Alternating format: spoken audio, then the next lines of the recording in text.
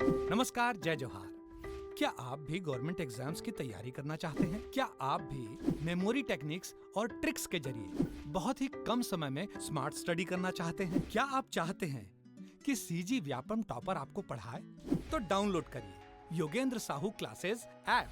यहाँ 10 से अधिक गवर्नमेंट एग्जाम्स क्रैक करने वाले और सीजी व्यापम टॉप करने वाले योगेंद्र सर सीजीपीएससी और सीजी व्यापम के अंतर्गत होने वाले सभी एग्जाम्स की तैयारी कराएं। तो डाउनलोड करिए Yogendra Sahu classes app to be the best, learn from the best.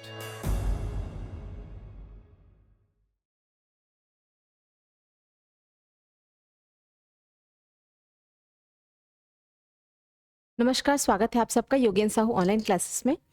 हमारे जो एडीओ के लिए एमसीक्यू का सेशन चल रहा है संविधान का, है ना, हम उसका क्या कर चुके थे, हम उसका भाग 4 तक कंप्लीट कर चुके थे। भाग 5 में हम राष्ट्रपति उपराष्ट्रपति कर चुके थे, ठीक है।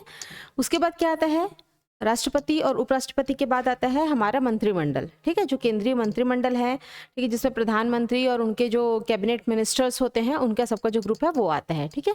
तो आज हम वहाँ से रिलेटेड जो एमसीक्यू है उनसे रिलेटेड क्वेश्चन आज हम करते हैं, ठीक है। चलिए, तो यहाँ से स्टार्ट होता है हमारा क्या है, मंत्रिपरिषद। अब क्या होता है, राष्ट्रपति उपराष्ट्रपति तो ठीक है, राष्ट्रपति जो होते हैं वो कौन होते हैं, वो हमारे कार्यपालिका के प्रमुख होते हैं ना। संवैधानिक प्रमुख कौन होते हैं, वो हमारे राष्ट्रपति होते हैं। राष्ट्रपति हमारे संवैधानिक प्रमुख है, लेकिन राष्ट्रपति को सलाह देने के लिए, है ना, राष्ट्रपति को सलाह देने के लिए प्रधानमंत्री और उनका जो है मंत्रिपरिषद होता है, ठीक है। वो किसके अंदर आता है, हमारे इसी केंद्रीय मंत्रिपरिषद के अंदर आते हैं, ठीक है। और क्या होता है, जो राष्ट्रपति होते हैं वो समस्त कार्यपालिका शक्ति के वास्तविक प्रमुख होते हैं। सॉरी, वास्तविक नहीं होता, राष्ट्रपति जो होते हैं वो कार्यपालिका की शक्ति उनमें निहित होती है ना। वो कार्यपालिका के प्रमुख होते हैं, लेकिन जो वास्तविक प्रमुख होते हैं वो कौन होते हैं, प्रधानमंत्री होते हैं। क्यों? क्योंकि राष्ट्रपति का काम होता है साइन करना, है ना। कोई भी चीज है, कोई भी नियम कानून बन रहा है, कोई भी व्यवस्था है, उसको लागू करने का काम कौन करते हैं, राष्ट्रपति करते हैं। लेकिन ये सारे नियम कानून बनाना, है ना, सबको व्यवस्थित करना, ये सारी चीजें को काम किसका होता है, ये प्रधानमंत्री का होता है, ठीक है। मतलब प्रधानमंत्री पूरा चीज को अरेंज करते हैं, बनाते हैं, क्या होगा क्या नहीं होगा वो उनकी जो प्रधानमंत्री और उनकी जो मंत्रिपरिषद है वो डिसाइड करते हैं। राष्ट्रपति का काम होता है उसको साइन करके उसे पास करना, ठीक है। तो वास्तविक कौन हो जाते हैं, यहाँ पे प्रधानमंत्री हो जाते हैं, ठीक है। और क्या होता है, जो हमारा भारत है वो क्या है, संसदीय प्रणाली पे निर्भर करता है ना। तो संसदीय प्रणाली पे निर्भर करता है, इसलिए जो संसद के जो उसके जो संसदीय प्रणाली के जो हेड हैं वो कौन होते हैं, राष्ट्रपति। पर उनको सलाह कौन देता है, प्रधानमंत्री जो है वो उनको सलाह देते हैं, ठीक है। बाकी उससे रिलेटेड जो चीजें हैं वो हम आगे देखते जाएंगे, ठीक है। चलिए, अब ये जो है ये हमारे किस में आता है, ये हमारे भाग 5 में ही है ना। भाग 5 में ये आते हैं, ठीक। और ये क्या होता है, किस आर्टिकल में बोला गया है मंत्रिपरिषद के बारे में, तो आर्टिकल जो है हमारा 74, ठीक। आर्टिकल 74 में जो है ये प्रधानमंत्री और मंत्रिपरिषद के बारे में जो है वो बोला गया है, ठीक है। किसमें, आर्टिकल 74 से, ठीक।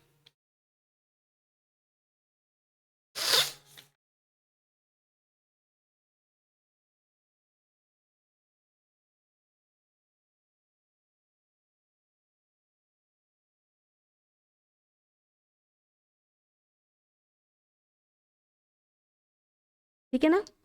आर्टिकल 74 में यही कहा गया है कि राष्ट्रपति को सलाह देने के लिए और उनको सलाह देने, उनकी हेल्प करने के लिए कौन होंगे, प्रधानमंत्री और उनका जो है मंत्रिपरिषद होगा।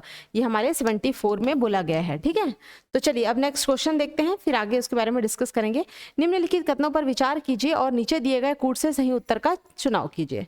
संघ की कार्यपालिका की शक्ति प्रधानमंत्री में नहीं होती है, ये तो गलत हो गया। कार्यपालिका की शक्ति प्रधानमंत्री में नहीं होती, कार्यपालिका की जो शक्ति है वो राष्ट्रपति में होती है, लेकिन वास्तविक जो शक्ति है वो प्रधानमंत्री में होती है। लेकिन यहाँ पे क्या लिखा है, संघ की कार्यपालिका की शक्ति प्रधानमंत्री में निहित होती है, तो ये तो गलत हो गया। सेकंड क्या है, प्रधानमंत्री की नियुक्ति राष्ट्रपति द्वारा की जाती है, बिल्कुल सही। प्रधानमंत्री मंत्रिपरिषद के प्रधान होते हैं, एकदम ठीक है। ये तो यह आवश्यक नहीं है कि नियुक्ति के समय प्रधानमंत्री संसद के किसी भी सदन के सदस्य हो, बिल्कुल सही है। क्या होता है कि जब प्रधानमंत्री की नियुक्ति होती है है ना। क्या होता है, राष्ट्रपति नियुक्ति करते हैं, ये ठीक है। प्रधानमंत्री की जो नियुक्ति है वो कैसे होती है, जब उसमें क्या होता है, जो प्रधानमंत्री हो वो दोनों में से संसद के किसी भी एक सदन के सदस्य होना चाहिए, ठीक है। लेकिन उनके नियुक्ति के समय अगर प्रधानमंत्री दोनों में से किसी भी सदन के किसी भी मतलब दोनों में से किसी भी सदन के अगर सदस्य नहीं है तो उनको 6 माह के अंदर किसी न किसी की सदस्यता धारण करना जरूरी होता है, ठीक है। तो क्या होता है, ये आवश्यक नहीं है कि उस समय वो नियुक्ति के समय हो किसी भी सदन के सदस्य, लेकिन नियुक्ति के बाद उनको सदन का सदस्य होना चाहिए, नहीं तो 6 मंथ के अंदर जो इनका पोस्ट है वो इस पोस्ट पे नहीं रहेंगे, ठीक है। प्रधानमंत्री का जो पद है वो उनसे ले लिया जाएगा अगर वो किसी भी सदन में अपना सदस्य नहीं बन पाते हैं तो, ठीक। तो आंसर इसका क्या हो जाएगा, 2, 3 और 4 इसका आंसर है, ठीक है। सी जो है इसका आंसर हो जाएगा, ठीक। चलिए नेक्स्ट क्वेश्चन देखते हैं। भारत का प्रधानमंत्री खालिस्तान होता है। ये क्वेश्चन ना बहुत वो होता है, कंफ्यूज करता है एग्जाम में कि क्या करते हैं, नियुक्ति होता है, निर्वाचन होता है ना। तो क्या होता है, जो प्रत्यक्ष और अप्रत्यक्ष रूप से जनता के द्वारा चुना हुआ जाता है ना, जिसका वोट होता है उसको बोलते हैं उसका निर्वाचन होना, ठीक। तो राष्ट्रपति और उपराष्ट्रपति का क्या होता था, निर्वाचन होता था, ठीक है, क्योंकि वो अप्रत्यक्ष रूप से जनता के द्वारा ही चुने जाते थे, ठीक है। लेकिन जो प्रधानमंत्री होता है इनको कौन नियुक्त करता है, प्रधानमंत्री और मंत्रिपरिषद की नियुक्ति होती है राष्ट्रपति के द्वारा, है ना। तो इसका आंसर हो जाएगा नियुक्त करना, ठीक है। इसका डी होगा इसका आंसर, नियुक्ति, ठीक। देख लीजिए इसका आंसर, ठीक है। क्या होगा, निर्वाचित तो नहीं होते, चयनित मनोनीत नहीं, नियुक्त होते हैं, ठीक है। किसके द्वारा होते हैं, राष्ट्रपति के द्वारा होते हैं।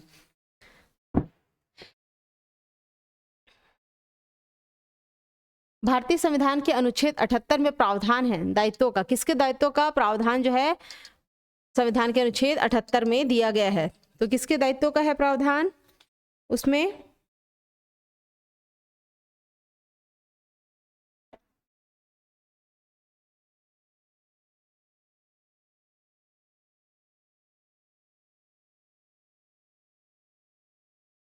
ठीक है।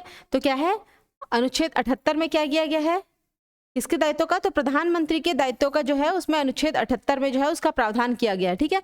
राष्ट्रपति के प्रति उनके कौन कौन से दायित्व हैं ये सारा चीज किसमें लिखा गया है, 78 में। अब इसमें क्या होता है, जो है राष्ट्रपति अगर कुछ बातें हैं, कुछ राष्ट्रपति की कुछ चाहत है, वो अपना कुछ कोई नियम बनाना चाहते हैं या वो कुछ प्रस्ताव रखना चाहते हैं, तो वो किनको कहेंगे, राष्ट्रपति जो है वो प्रधानमंत्री को कहेंगे, है ना, कि ये आप मतलब डिस्कस करेंगे प्रधानमंत्री से, ठीक है, कि मंत्रिपरिषद से इस बारे में डिस्कस किया जाए। तब प्रधानमंत्री जो है क्या करते हैं, मंत्रिपरिषद से डिस्कस करते हैं, ठीक है।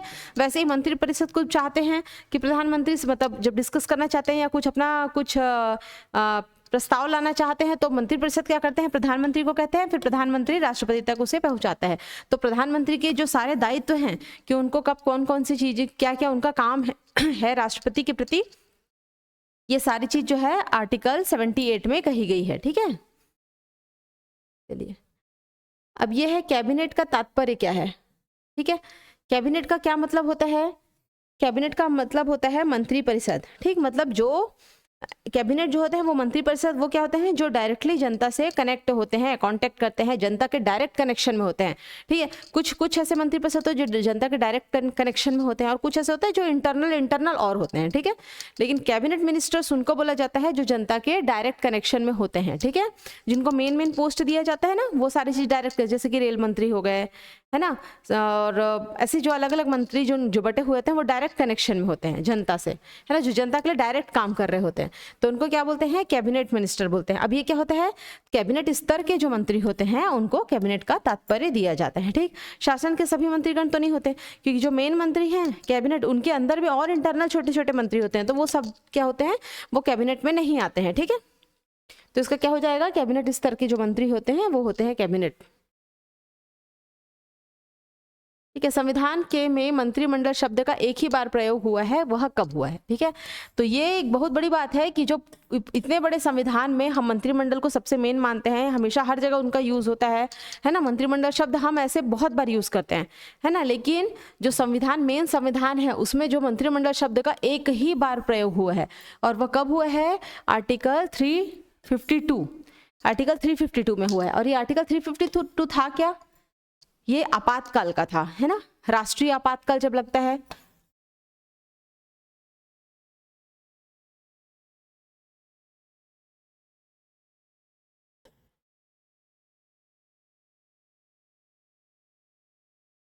राष्ट्रीय आपातकाल जो है आर्टिकल 352, उसमें जो है मंत्रिमंडल शब्द का फर्स्ट टाइम प्रयोग किया गया है। और इसमें क्या कहा गया था कि राष्ट्रपति जो है मंत्रिमंडल के समर्थन से आपातकाल जो है उसको लगा सकता है। ठीक, राष्ट्रपति क्या करेगा, राष्ट्रीय आपातकाल लगाते समय मंत्रिमंडल से सलाह लेके ही वो राष्ट्रीय आपातकाल लगा सकता है। ठीक है, अध्यादेश जारी करने के लिए राष्ट्रपति कभी भी कर सकता है कि अगर वहां पे मंत्रिमंडल जो है वो उपस्थित नहीं है या सदन का जो है दोनों सदन का संयुक्त बैठक नहीं हो पा रहा है, ऐसी कुछ कंडीशन है तो आपातकाल राष्ट्रपति लगा सकता है। लेकिन अगर उसे अध्यादेश जो है वो लगा सकता है। लेकिन आपातकाल की जो स्थिति है राष्ट्रीय आपातकाल, तो उसमें क्या होगा, राष्ट्रपति मंत्रिमंडल के सलाह से या उनकी सहमति से जो है आपातकाल लगाएगा। ये इसमें कहा गया है। ठीक है, किसमें कहा गया है, आर्टिकल 352 में कहा गया है। ठीक, इसीलिए ही से क्या बोला गया है, इसमें मंत्रिमंडल शब्द का प्रयोग किया गया है।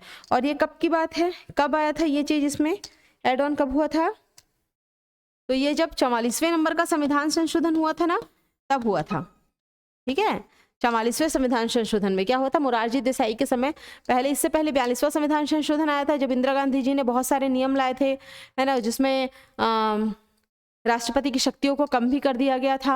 ठीक है, तो उस कंडीशन में उसके बाद फिर क्या हुआ, 44 नंबर का संविधान संशोधन हुआ मोरारजी देसाई के समय। और फिर ये बात आया कि जो राष्ट्रपति हैं वो मंत्रिमंडल के समर्थन से या सलाह से जो है राष्ट्रीय आपातकाल लगा सकते हैं। ठीक है, तो अनुच्छेद क्या होगा 352 में। ठीक है, अब इसमें बाकी क्या था, 74 तो पता है क्या था, प्रधानमंत्री और मंत्रिपरिषद जो होगा वो किस लिए होंगे, राष्ट्रपति को सलाह देने के लिए इनकी नियुक्ति की जाएगी, ये था। आर्टिकल 356 क्या है, राष्ट्रपति शासन, ये भी एक आपातकाल ही है। ठीक है, चारों ऑप्शंस को एक एक बार देखते हुए चलिएगा ना, जिससे क्या होता है और रिवीजन हो जाता है ना। अच्छा, आप लोग इसके साथ साथ कमेंट नहीं करते हैं आंसर का, तो अब आप खुद को जज करिए कि कितना आंसर आ रहा है आपका सही, एटलीस्ट बनाते हुए। ठीक है, बहुत ज़्यादा टफ क्वेश्चंस नहीं है, पर इससे क्या होता है आपका रिवीजन हो जाता है। तो आप कितने क्वेश्चंस इसमें है, थ्योरी पढ़ने के बाद आप कितने क्वेश्चंस बना पा रहे हैं, है ना, हमारे आंसर के साथ साथ पहले, तो वो आप उसमें कमेंट करके ज़रूर बताइए, तब तो हमें पता चले कि आपको इससे क्या क्या फ़ायदा हो रहा है ना। तो बिल्कुल बताते चलिएगा, और जिन्होंने अभी तक हमारा चैनल सब्सक्राइब नहीं किया है वो सब्सक्राइब करेंगे, और अगर ये सेशन पसंद आ रहा है तो इसे लाइक ज़रूर करिएगा। ठीक है, चलिए, संघ सरकार के समर्थन में निम्नलिखित कथनों पर विचार करिए। पहला, कैबिनेट सचिव की सलाह पर प्रधानमंत्री द्वारा भारत सरकार के मंत्रालयों विभागों का सृजन किया जाता है।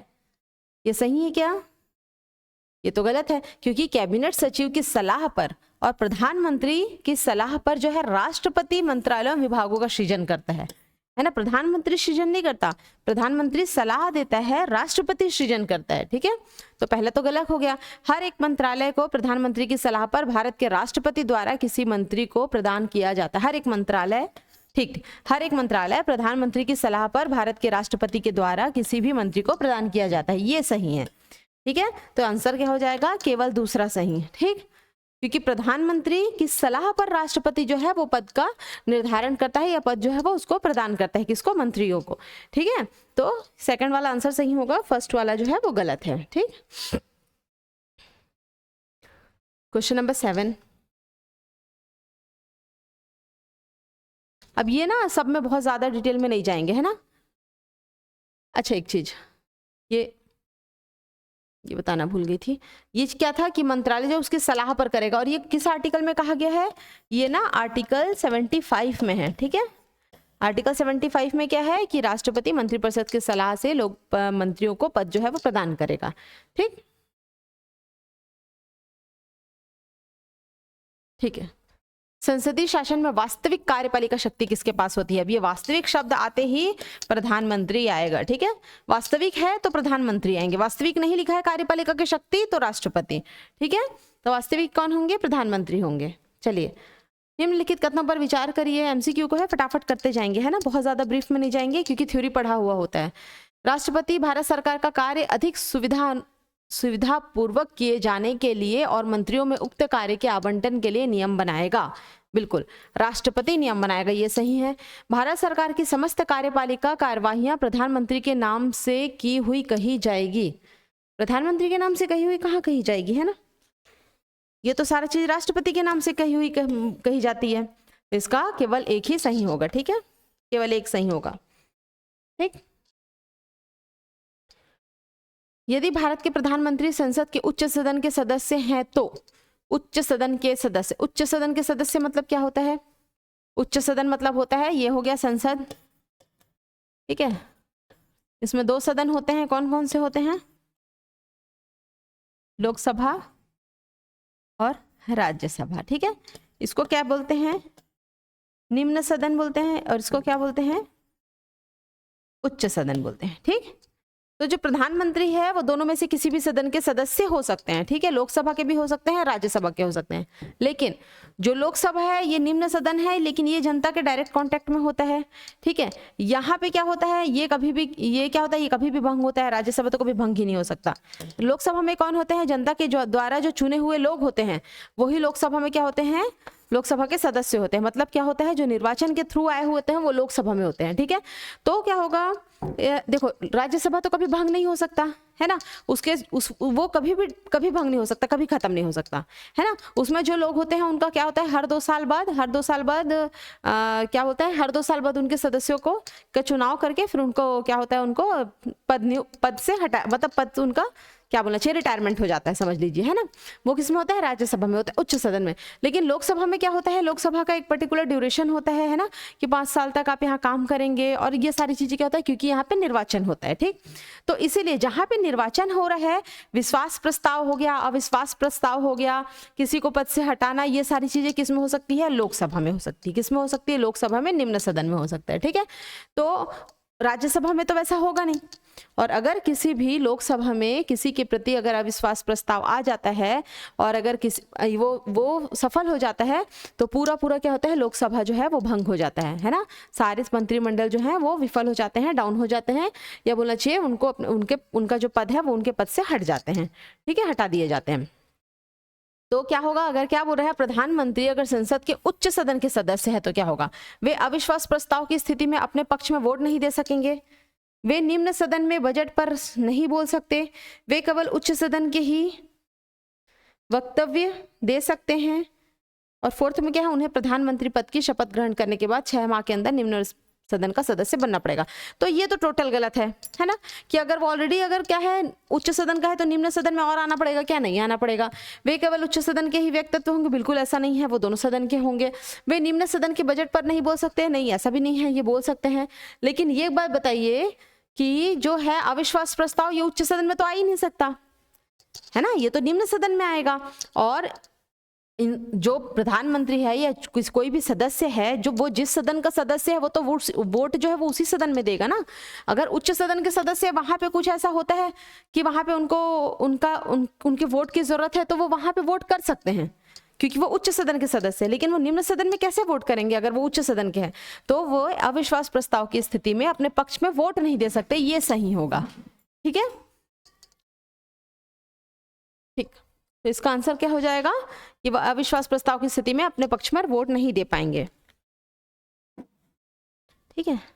अच्छा, ऐसे कितने थे जिन्होंने जो क्या है उच्च सदन के थे प्रधानमंत्री? तो हमारे यहाँ ना ऐसे 4 थे, 4 प्रधानमंत्री थे जो उच्च सदन के थे, है ना, उच्च सदन के थे। बाकी तो मोस्टली जैसे हमारे नरेंद्र मोदी जी हैं, ये कौन से हैं, निम्न सदन के हैं। तो उच्च सदन के कौन कौन थे? इंदिरा गांधी, मैं लिखती नहीं हूँ, आप लोग नोट डाउन कर लीजिए कौन कौन है, मैं बता देती हूँ, है ना। इंदिरा गांधी है, ठीक है। उसके बाद क्या है, HD देवगौड़ा है, इंदिरा गांधी, देवगौड़ा, और क्या है, गुजराल और डॉक्टर मनमोहन सिंह, ठीक है। इंदिरा गांधी, देवगौड़ा, गुजराल और मनमोहन सिंह, ये 4 ऐसे थे जो उच्च सदन के थे, ठीक है। प्रधानमंत्री उच्च सदन के थे। बाकी जितने भी हुए हैं वो निम्न सदन के ही अभी तक प्रधानमंत्री रहे हैं, ठीक है। नरेंद्र मोदी जी भी निम्न सदन के हैं।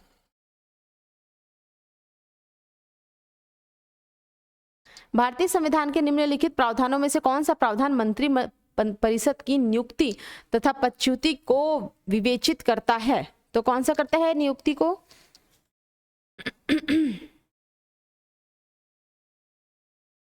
ठीक है, तो क्या था, अपन देख चुके हैं ना, कौन सा था, 75, सॉरी, जो 75 है वो है, ठीक है। उनके नियुक्ति को और उनके पद से हटाने को, ये दोनों किस में आता है? ये 75 में आता है, ठीक है। 74 में क्या था कि मंत्री परिषद होगा, प्रधानमंत्री और मंत्री परिषद होगा किसके लिए? राष्ट्रपति को सलाह देने के लिए। ये 74 में कहा गया था, ठीक। चलिए नेक्स्ट क्वेश्चन देखते हैं। भारत के प्रधानमंत्री की नियुक्ति के समय क्या होता है? जरूरी नहीं है कि वह सदन के दोनों सदनों में से एक का आवश्यक रूप से सदस्य हो, परंतु उसे 6 माह के अंदर आवश्यक रूप से दोनों में से एक सदन का सदस्य होना जरूरी है। बिल्कुल सही है ये तो, है ना। अब तो सही पूछा था, वो तो सही हो ही गया, बाकी की जरूरत ही नहीं है देखने का। तो क्या होगा, ये अपन देख चुके हैं क्या कि दोनों में से किसी एक सदन का सदस्य होना उसे जरूरी है। कब तक? 6 माह के अंदर। ठीक। भारत का प्रधानमंत्री बनने के लिए न्यूनतम आयु क्या है? भारत का प्रधानमंत्री के लिए मंत्री बनने के लिए न्यूनतम आयु जो क्या है वो 25 वर्ष है। ठीक है। 35 वर्ष किसके किसके लिए था? राष्ट्रपति और उपराष्ट्रपति के लिए क्या था? 35 वर्ष था। और प्रधानमंत्री के लिए कितना है? 25 वर्ष है। ठीक है।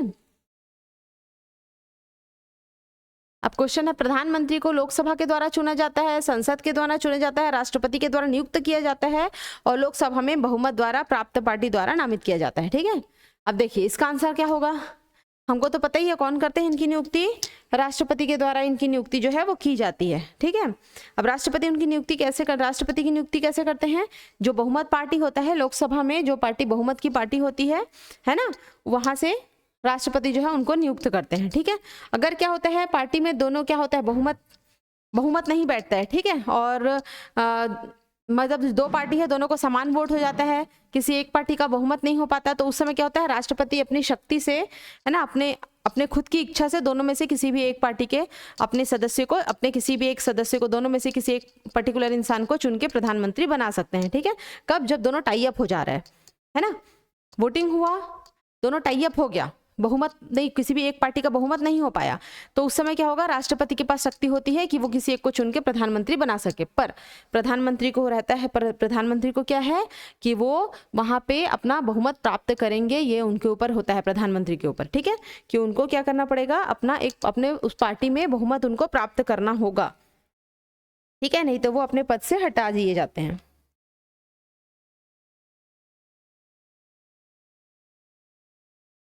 ठीक है।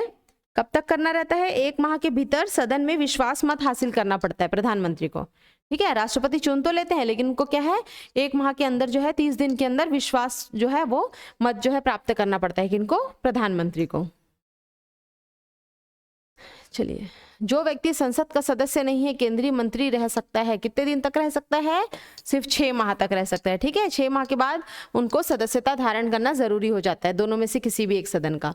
भारत का प्रधानमंत्री किसके प्रति जवाबदेह होता है? अब बताइए, जो भारत का प्रधानमंत्री है वो किसके प्रति जवाबदेह रहता है? तो ये जो है लोकसभा के प्रति जवाबदेह होता है। देखो, जो प्रधानमंत्री और जो मंत्रिपरिषद होता है ना,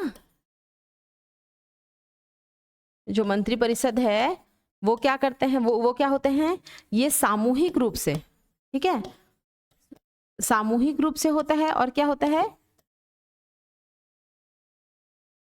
व्यक्तिगत रूप से। ठीक है। 2 तरह से होते हैं। ठीक है। तो क्या होता है, सामूहिक रूप से वो किसके प्रति होते हैं? तो सामूहिक रूप से ना लोकसभा के प्रति होते हैं।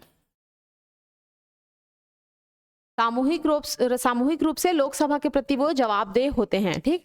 लेकिन अगर व्यक्तिगत रूप से बोलोगे तो वो राष्ट्रपति के प्रति जवाबदेह होते हैं। ठीक है।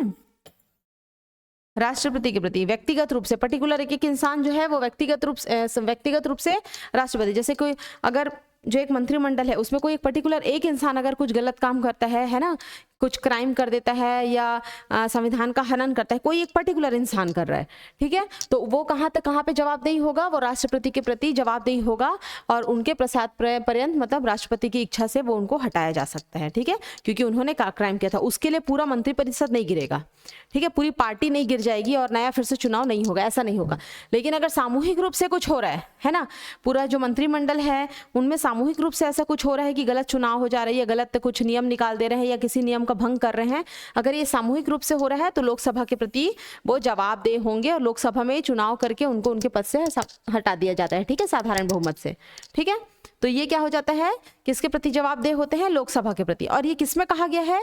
तो ये हमारे आर्टिकल 75 के 3 में कहा गया है। 75 के 3 में कहा गया है कि जो मंत्रिमंडल है और जो प्रधानमंत्री है वो सामूहिक रूप से लोकसभा के प्रति जो है उत्तरदायी होते हैं। ठीक। चलिए, मंत्रिपरिषद सामूहिक रूप से उत्तरदायी होते हैं। फिर से वही क्वेश्चन है, लोकसभा के प्रति, ये तो एकदम सही है।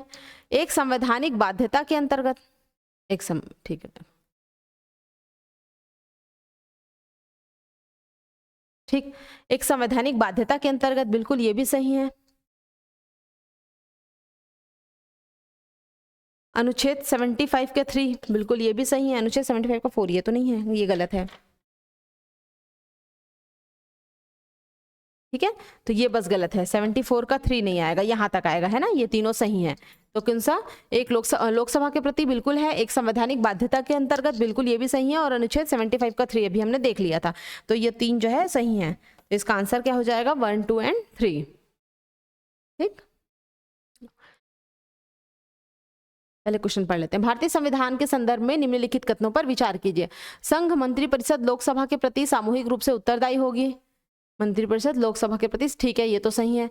संघ के मंत्री प्रधानमंत्री के प्रसाद पर्यंत अपने पद पर धारण करेंगे, नहीं। अब देखो यहीं से ही पता चल गया, पहला तो सही है कि मंत्री परिषद जो है वो लोकसभा के प्रति सामूहिक रूप से उत्तरदायी होंगे, तो सही है। दूसरा क्या बोला जा रहा है, संघ के मंत्री प्रधानमंत्री के प्रसाद पर्यंत, तो ये गलत है। ये किसके होते हैं, राष्ट्रपति के प्रसाद पर्यंत होते हैं। ठीक है, व्यक्तिगत रूप से राष्ट्रपति को जवाबदेह होते हैं, और राष्ट्रपति के जितना भी मंत्री परिषद है और प्रधानमंत्री है, ये राष्ट्रपति के प्रसाद पर्यंत अपने पद को धारण करते हैं। ठीक है, राष्ट्रपति अगर चाहेंगे तो इनको इनके पद से हटा सकते हैं। ठीक है, तो इसका आंसर क्या हो जाएगा, केवल एक सही, दूसरा जो है वो गलत है। ठीक है, भारतीय राजनीतिक व्यवस्था में कार्यपालिका खालिस्तान के अधीन रहकर कार्य करती है। तो कार्यपालिका किसके अधीन होकर कार्य करती है,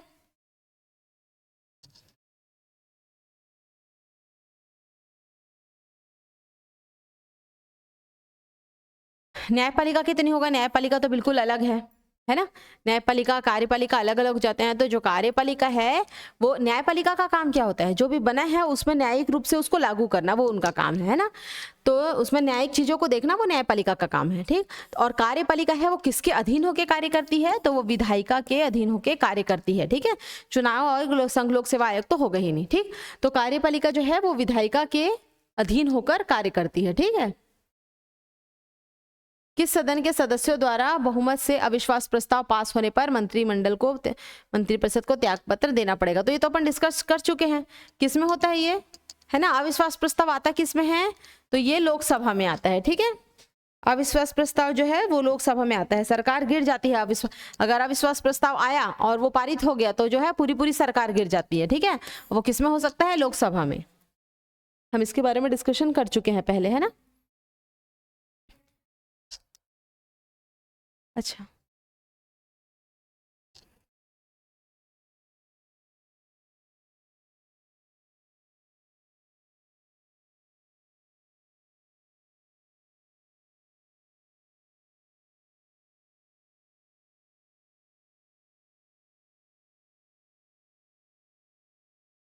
ठीक है, यहाँ तक हो गया।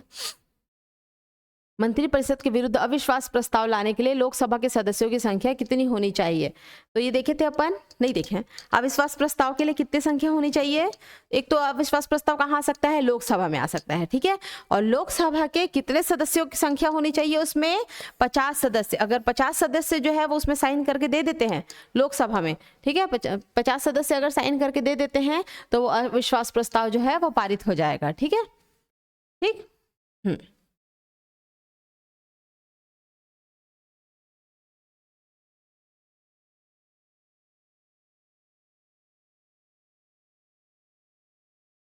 चलिए नेक्स्ट क्वेश्चन।